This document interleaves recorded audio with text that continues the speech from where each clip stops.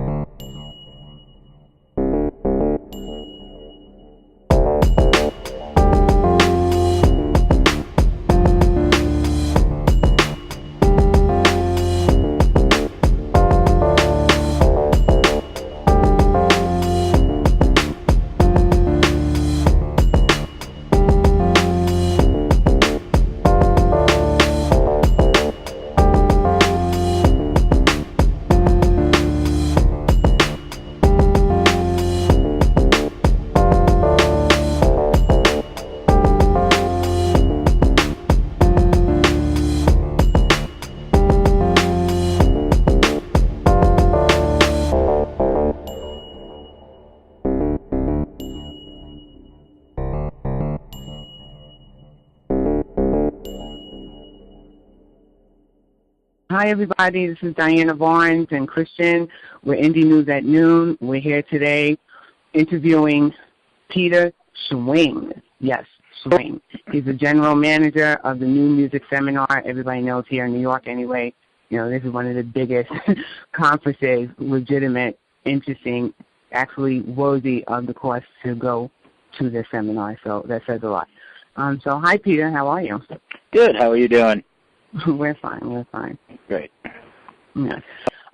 What I find interesting, how to get involved with the New Music Seminar, and what is it that you do? What would you tell people about it who haven't been or had the experience? Oh, yes, a little background, I guess. You know, I've been in the music business pretty much all my life in different sectors, recording side, producing, label, publishing, live events, and, you know, I had my own company that was doing work with the international communities, mostly focused on the Nordic territories, moving target group. And I somehow had a little free time, and I heard about the New Music Seminar that it came back, and then it was around 2012. And I bumped into the producer, Dave Laurie, and the associate producer, and I just said, hey, you guys need some help? And they're like, yeah, sure, come on in. So the next day I just showed up at the office, and I volunteered my time for probably about almost 2 months leading up to the seminar. And I kind of haven't left. I think that's pretty much what it is. It was I volunteered, and then the next year there were some changes going on, and Tom Silverman, who's the founder and executive director, reached out to me about coming back, and we just, you know, we discussed the vision of New Music Seminar and the growth strategy, and, you know, bringing in more international business and talent, and how we can really develop a storyline to build the business and support the artists. So, you know, I'm really, you know, I was really taken in that it's like, you know, Tom Silverman has such a great vision for the music business that, you know, this was a great opportunity. So, you know, I ended up taking on the GM role for the 2013 seminar, and we changed locations to the Wyndham New Yorker, which we're still at, and it became a much, it grew. We had like 7 international attendees in 2012, and last year we had 45 countries represented. So it's really a great opportunity, great platform for the international and music business, and those that are looking to you know, break through and get the right education and create those new business relationships that will get you to the next level. Oh, absolutely. Wow, that's sound. I know, right? I'm still stuck on you finding free time to actually do this. I'm still looking for that free time. Exactly. Aren't we all? But as soon as you find it, please let us know. Yeah, I'm a 100-hour-a-week guy here. Yeah, I can imagine. No, right? We're close. We're like 80. Yeah, we're getting there. My next question to you would be, as a fellow artist manager before I got into the news portion of the music business, who do you represent? How did you tie artist management into everything that you're doing? Well, from the artist management side, I've worked with numerous acts, like, you know, from over the years. That it started in the 90s, and it started in the 90s. You know, those artists, I don't even know where they are anymore these days. I mean, it was, you know, smaller acts, you know, trying to start off, and I was just getting my feet wet. So, you know to aspiring managers, It's just go and manage somebody. Just if you're saying, I want to manage a band, I want to manage an artist, I want to manage a singer-songwriter, I want to manage a DJ, then go do it. It's that's how you get your feet wet. The music business is something that is you learn from experience, and that's your growth. And it's the hustle, it's the learning of the networks, and how the business operates. So if you want to, and being a manager, it's like you might as well just be a psychologist. Get a degree in psychology. Forget the music business degree. Go for a psychology. Forget the business degree. Exactly. Absolutely. Exactly. Business and a psychology degree, and then just say, I'm going to manage you. And for people that I don't know how to be a manager or I want to be a manager, well, you know something, start with somebody small and just say, I'll help you guide, if we get you some shows, I'll make sure you're there on time. I'll help you with your social media. I'll help you, so you don't have to, I'll look at the contracts for you and I'll find the right people for you and I'll maybe find a lawyer. I'll find, and you build up from that. So as they grow, you're growing and you ask questions. Go to a lawyer and ask some questions. Go to these like networking events and just meet people that you can ask questions and just learn by doing. Absolutely. Right. Kristian, you paid attention because you're going to rewind that, right, and listen to that. Yeah. A couple of times. Yeah. I mean, my question is like coming from an artist, like since he's a manager, like my question is, what advice would you give to a young artist coming up in the Nordic music community? Like, what are some of the golden rules that they need to keep themselves afloat? Like, what do they need to do? Well, that's a great question. And the last band I was managing was a Danish band, actually. It's called the Foreign Resort. Great music. Love the guys. What the first and foremost is, especially in different territories, it's like, what is your goal? What's your objective? And what you want to do is say, I'm working in my backyard. We're playing in the basement. We're rehearsing in a garage. How do we grow from there? And it's focusing on your craft. Work on your music, great, but make sure when you start ready to play out, work on your performance. A performance these days is what a great performance these days is really what's going to help get you to that next level. That's your fan engagement. So when you're rehearsing, don't rehearse your music. Rehearse your performance. Add some flair to your stage presence. If the guitarist has a solo, well then take one step forward as that guitarist, and the singer, take one step back. Bass player, drummer, look at each other, lock it in, move around the stage, practice talking to the audience. I mean, the best person that you can learn from how to be a hype man at a concert is go listen to Gene Simmons. And it's like you want to get a crowd engaged, study Gene Simmons. He is a master at that. He's a master at marketing. But so work on your craft. First and foremost, work on your art. Now then it's about, where do we go from here? Do you have a team? Does the guitarist, does he do graphic design? Well, then he should be your graphic designer. Does your drummer know how to use WordPress? Well, then, and maybe is a decent writer? Well, then make sure that's the person that's taking care of social media and posting and writing. And in the band these days needs to be more than just the musician. We wish it was just, hey, I want to go out and play. Now, granted, there are some acts that break through, or singer-songwriters that break through that are just, they can do their music, but it really does take team effort.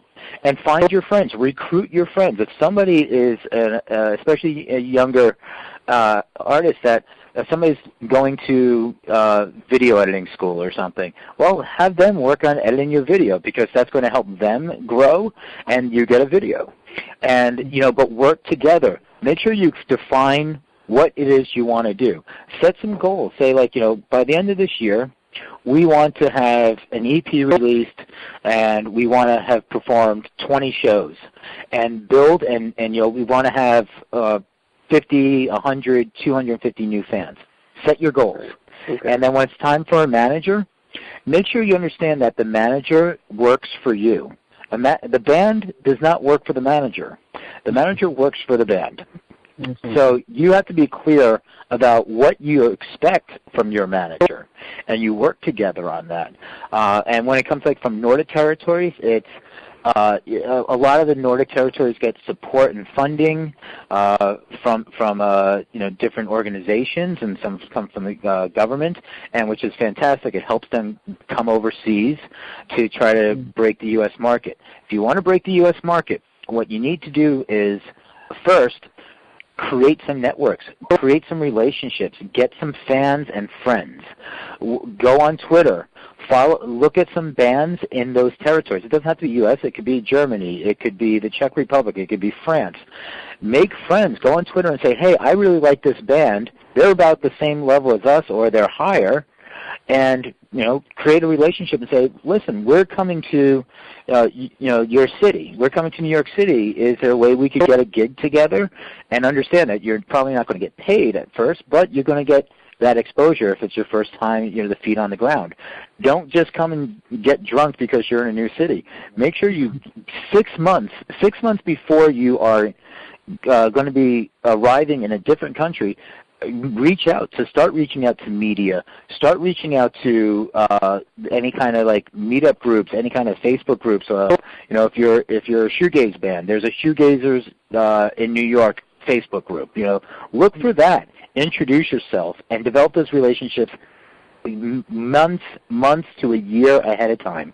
Because that way you already, Absolutely. Okay.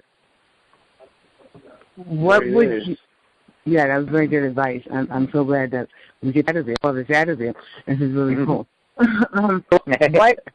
What advice would you give to artists as a manager? The thing I've learned is, I think, really in the beginning, do you need a manager? I think most bands, until you get to the point where you just need somebody because time is money, and you don't have the time to, you'll get to that level, hopefully. Do you advise them to get a team? Is there a particular team member that should be the first one on board? Some people say an attorney, some people say, you're a manager, some people say a booking agent. That's a great question, and you'll get different answers from different people. My philosophy is do as much in-house as you possibly can. If somebody knows Excel, then it's really simple. Learn Excel and say, I'm going to manage our finances. I'm going to go to mint.com or something like that, and I'm going to manage the band's finances. I'm going to keep track of all our touring numbers. So if we go on a 10-day tour, I'm going to track how many tickets sold. And you keep track of that internally, because when you're growing, it's time to get a manager. You already have an understanding of what you're expecting from that manager, and the manager should also have an understanding, therefore you have a better relationship saying, listen, these are our tour numbers. This is how we've grown. We're at this point. Can you help us get to the next level? So, when it comes down to the managers looking, if you want to stay like in a DIY space, or you want to go to a label, or you're looking for a distribution deal, you've already developed a historic data showing how you have grown, and because that's what labels, publishers, and distributors, they're looking for. They want to see what's your growth, what's potential for them. Because when it comes to the labels, you're not getting these advances. When it comes to booking agents, they want to see how many people are at your shows in what territories. So the more and more you can have these numbers from day one, and what's great is if you're looking at it yourself, you start day one and you go back at the end of the year, you can actually look and say, wow, we did a great job, or we can work better here. And just by having those numbers for yourself, it's very important, and key identifiers of where your career is going. Right. Wow. Exactly. Yeah, I can see how both parties would need to. It would be better for everyone if both parties were kind of up to par with what they're doing.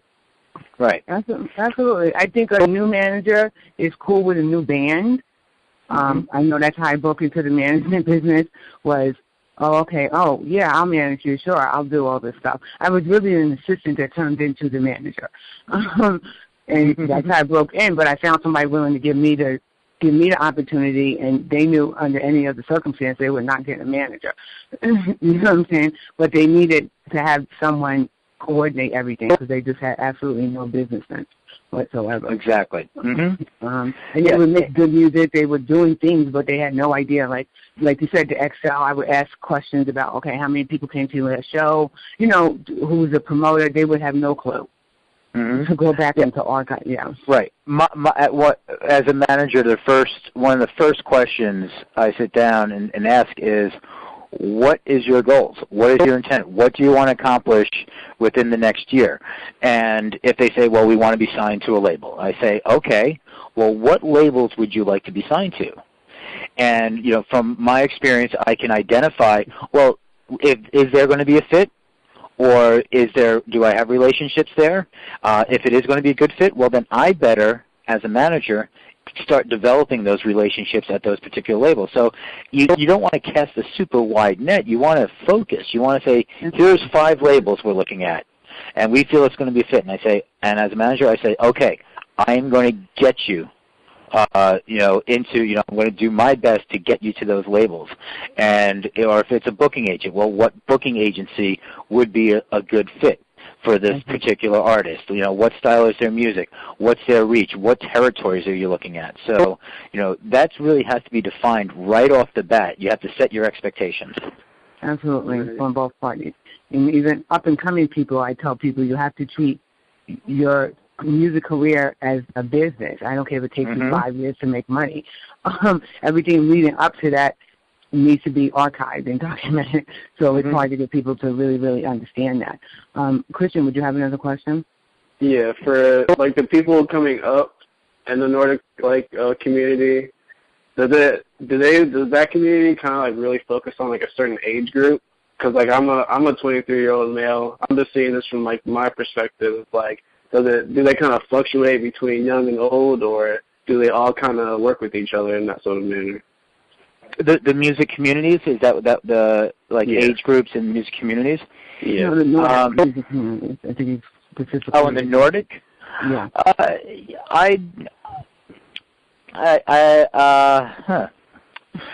From what I've seen, there really isn't like a disparity. I think, and I don't think it would be even just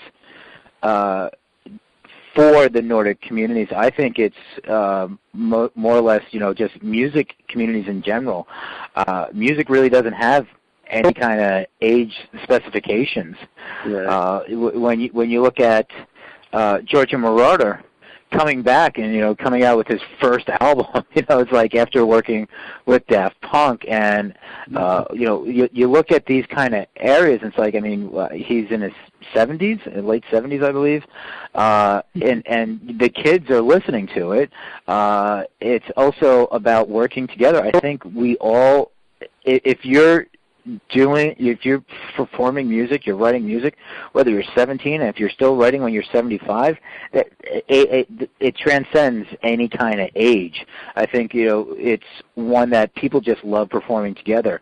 There's a great documentary, and it was Jerry Harrison from Talking Heads was one of the producers on it, and it was Take Me to the River, and it was about the Memphis sound, and they showed these old, the guys that in their 80s jamming out with 16 years olds, and it was just like you see the energy. It was like it's life right there. It's like the energy, the passion, the love. It's like it doesn't matter anything. And some of these guys were saying right there, like jamming out with this kid who's 17. It's like, you're playing on my next album.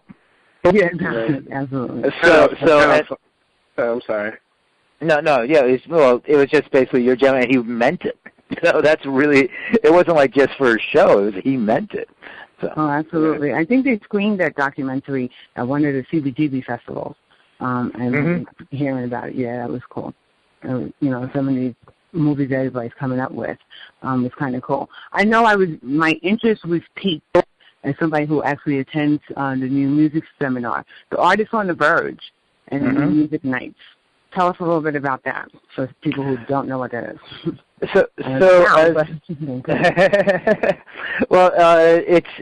relative. So New Music Seminar, because it originally ran from 1980 to 1995, and it broke the careers of like, oh wow, Madonna, DMC, REM, Dave Matthews Band, Nirvana.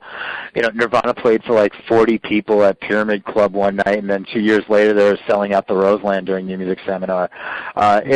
Oasis played their U.S. debut. So back then it was always the mission was about helping bands to break through. New Music, and the other bit of history is New Music Seminar was supposed to be called. There was supposed to be this thing in Austin called New Music Seminar Southwest in 1987, and the New York team ended up backing out, and the Austin Chronicle guys ran with it and kept it South by Southwest, and the rest is history. But yeah, exactly. So, but New Music Seminar, Tom Silverman stepped out in like '93, and the rest of the team wrapped up in '95. He brought back New Music Seminar in 2009, so as a traveling conference, so L.A., New York, and Chicago. And in 2012, we kept it in New York, and that's when we launched the New Music Nights to focus back on breaking, getting the next artist that's about to break, getting them through the noise and the clutter and giving them that platform. So where we like to say, or at least I like to say, is that our artists that are performing are not 0 to 30 miles an hour. They're 30 to 50 miles an hour, ready to break the speed limit.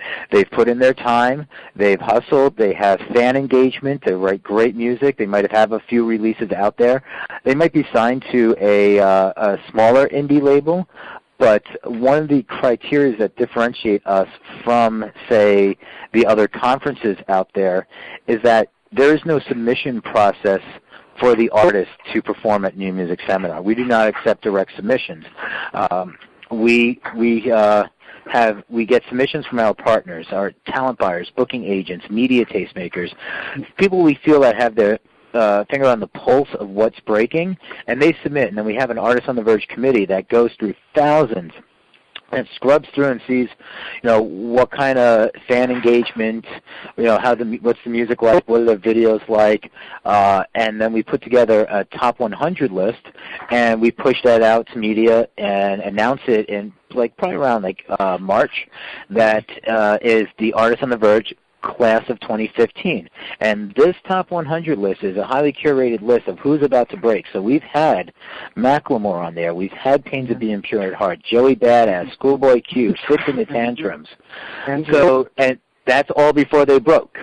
So, we're right. I look at it as, to use a sports reference, kind of like the farm team that festival organizers, talent buyers, booking agents, A&R, scouts, publishers, they should be looking at this list because we already curated it for them. We already said these are who you really want to be paying attention to, and so they're the ones to break, and and then they're invited to perform, and that's how we put together the New Music Nights. And we'll also work with labels for our opening night party that we might they'll get some new signings, their priorities. So like last year, opening night party, we had Astor, it was on 300, Lear Cohen's label. We had Meg Myers from Atlantic Records, who she just came off playing Governor's Ball at 2 o'clock, and then she came down to Webster Hall and performed. And then, Razor and Tie, a great indie label, gave us Born Cages. So that's that kind of pocket for the opening night party. So you get these, you're really witnessing the breakthrough moment. Yeah, Right. Absolutely. Yeah. And That's cool definitely like a groundbreaking place right there to be. There's so much history. There's so much history there that it is such a fantastic venue for New York and for music. Absolutely. So what do you have coming up for 2015? 2015, we have some changes and modifications. We're doing some our Sunday. We are bringing out more. Since we're June 21st through the 23rd, we've moved our dates. What we're doing is on that Sunday is really doing our programming geared for artists and business development. So this last year we did a schmoozing panel. It's a networking panel, and it was for the people that were attending to say how to get the best experience at being at a conference. Yeah, absolutely. I remember. So we look at it as like, you're here, and I remember being 19 at these conferences and trying to promote my band or trying to make it in the business. I didn't know what I was doing, or it's like how to approach somebody, and for them to remember you and to look at you as a professional. So we did that, and then we talk about the deals. We really did it as that area, that day's programming was, and then we're going to continue that and build it out even more, is about that foundation, understanding the basics, knowing what deals there are, understanding, again, you were talking about having a team and talking about, what you want to have to build your career. What kind of people do you need in your wheelhouse with you? And then we ended up with a songwriting session from, Grammy winner Desmond Child. I mean, that was fantastic. So we're going to add some, for the rest of the program, we're adding some mentoring sessions. We're going to have a few more open forums, so it's not just panels. It's going to be more open discussions. So we'll have the term panelists, but it's not about speaking just for an hour, and it's going to be more about hey, let's talk about what is bothering you, and it's going to be a little more open discussion. So that's going to be really beneficial, because that also creates new business networks. Absolutely. And relationships. I see nothing but improvement, from here on out, what I'm saying, from where you guys are and what you're doing, it just keeps getting better and better almost. We're starting to hit our stride. It's when I came in, we had the big change in 2013. With changing venues, changing the format. It takes a while to Tom is so experienced in doing the conferences from the successful first run New Music Seminar that it's almost like riding a bike. It's kind of like you got to fix the chain a little bit, work on the brakes, get it all running smooth again, and then it's like, okay, now we made a big change, and now we're hitting that stride. So there's really great growth that we're witnessing, international, and when we send out, we just opened up registration, and all of a sudden already that buzz is going there. Yeah, absolutely. I got that. Came across my desk yesterday. Mm-hmm. Yeah, absolutely. Yeah, and we cap our registrations at 1,500. So, and we sell out every year. So, yeah, it's fantastic. But we only allow for 1,500 registrants because we feel that any more could it starts turning into too chaotic. We want to make sure that you have the best intimate business networking opportunities, as intimate as you can be with 1,500 people, but overall, that's a real good sweet spot for what we feel is intimate and enough people from all areas of the music business. Absolutely. I can imagine how chaotic it can be, though. From being a 23-year-old intern, really going to cover these sort of events, I'm it's a bit overwhelming at sometimes. But when I finally have experience and done a couple of them now it's now I see how everything works in a manner. You know what I'm saying? It's not just chaos. It's controlled chaos. Right, exactly. So it's a passion. For Tom and I, what we're doing, it's really we just enjoy seeing business grow and relationships develop. I mean, those are the type of stories that we months later or a year later say it's like somebody made a business deal or somebody got hired position, an artist broke through. I just saw when we announced it, somebody retweeted the Billboard post, and they said, "I got my first job attending New Music Seminar," and that's great. That's what we're about. Oh, absolutely. I'm so glad we got to talk to you today. No, thank you. This has been really amazing, and I'm looking forward to. I actually like Chris said, not from the intern perspective, but I go to so many conferences. I either cover them as press or I attend as a manager, and it's it can get chaotic, and then sometimes you don't get enough information, or the ability to ask questions specifically to what it is that you're looking for. You get these generalized overviews. and it sounds like this is more personal. Right. Does that play I'm sorry. No, what I was just going to add on is that, and our exhibitors, our sponsors, I mean, we all believe in what they're doing, and it's a great opportunity to see what they're doing. So as an artist, it might be a great artist service platform for you. For labels, it might be a great distribution platform that you just found out about. And our sponsors are thrilled with the layout and the type of exposure that they get to the right people who are ready to make deals. And same for the artists. It's A&R scouts are looking for who can they help advance their career by breaking them. So again, that's really what it's all about. Well, thank you. Right. Chris, do you have anything in closing? No, everything you talked about has been very helpful. Like you said, like when you were first 19 coming up in the music business, it was kind of hard to handle the coming from what you're talking about. Like you're definitely shining on the light to follow in your footsteps, is what I'm trying to say. Like it's definitely thank you for all this information. I really you're welcome.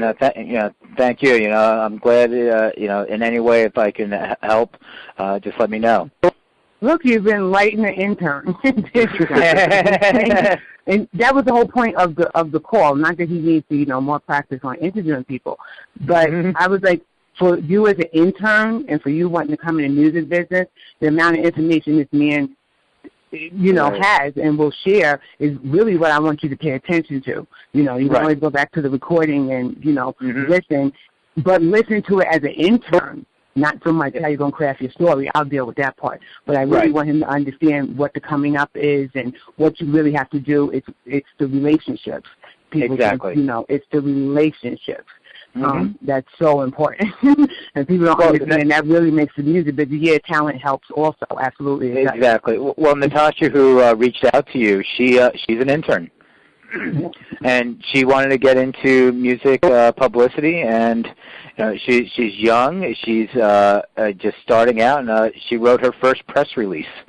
The press release that went out across the wire that Billboard put up and Hypebot, that was her writing. We gave her guidance. She made it to Billboard. Kudos. She made it to Billboard. I'm sitting like going, I wasn't until in my 40s until I made it to Billboard. Hello, exactly, right? Absolutely. Yeah, her first shot out. That was cool. Yeah. That is How old is cool. Yeah. So great. I mean, I think just one thing to add, you can find out more information just by going to newmusicseminar.com.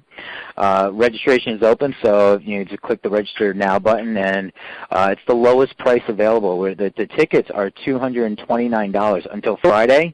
I mean, that you can't find that price anywhere for how many CEOs and executives are going to be on that floor and speaking. So, just that's something that we really try to keep a price point that is beneficial for everybody. So, I think that's pretty much it. I mean, if there's any, you have any other questions? No, I think Kristian did ask you how old was your intern. I think he asked you. I'm not sure. I think she's like either 19 or 20. I think. Okay. Wow. Yeah. That's awesome. Yeah. That gives me some hope. I'm 23, so. Well, like I said, I don't even know how this. Let's see. I was in my 40s when I volunteered for New Music Seminar. I mean, I was already doing stuff, but I stepped out of the business for a little bit, and I got back in. I was, if you have the opportunity and you feel strongly about something, just dive into it. Never treat an internship like using the term an internship. It's your career. Right. So give it your all, and then the people will notice, and money will come. You know what's funny? I remember telling Kristian, I'm also a licensed booking agent. I really don't do much of that anymore since I'm really more into management. But I told him at 40-something years old, I had to be an intern to get the rest of the hours I needed in order to get my license. I said, that's what you have to do if you want it bad enough. And I had a 25-year-old boss, and that was fun. But, you do what you have to do. You really do. You do what you have to do. And hopefully that's what everybody will walk away from, this great conversation. And, if you're serious about your business and you're serious about your career, I think New Music Seminar, you guys kind of set the bar for some of the conferences because, not all of them are informative or you can really network because they're not set up that way. Right. So it sounds like, and I can tell from experience, that it's more intimate and more opportunities, and it sounds like people do walk away with some genuine networking opportunities and contacts and people who are interested in them. Absolutely. Yeah. All right. Well, it's great. Thank you. This is wonderful talking to you. Absolutely. We appreciate this. And the New York Minute is brought to you by INN, IndieNewsAtNoon.com.